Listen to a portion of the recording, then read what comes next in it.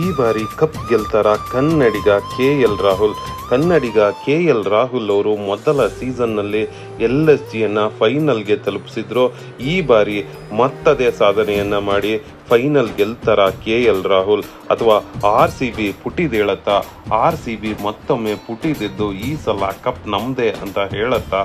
ಸ್ವಲ್ಪ ಡೌಟ್ ಇದೆ. ಅದಕ್ಕೋಸ್ಕರ ನಿಮ್ಮ ಅಭಿಪ್ರಾಯವನ್ನು ತಿಳಿಸಿ. ನಿಮ್ಮ ಫೇವರೇಟ್ ತಂಡ ಯಾವುದು ಅನ್ನೋದನ್ನ ಕಮೆಂಟ್ನಲ್ಲಿ ತಿಳಿಸಿ. ನೀವು ಯಾರು ಟ್ರೋಫಿಯನ್ನು ಗೆಲ್ತಾರೆ ಅಂತ ಅಂದ್ಕೊಂಡಿದ್ದೀರಾ ಅನ್ನೋದನ್ನು ಕೂಡ ತಿಳಿಸಿ. ನಿಮ್ಮ ಪ್ರಕಾರ SRH ಗೆಲ್ಲತ್ತಾ ಅಥವಾ RCB ಗೆಲ್ಲತ್ತಾ ಅಥವಾ ಮುಂಬೈ ಇಂಡಿಯನ್ಸ್ ಗೆಲ್ಲತ್ತಾ ಅಂತ ಅಂದ್ಕೊಳ್ತೀರಾ?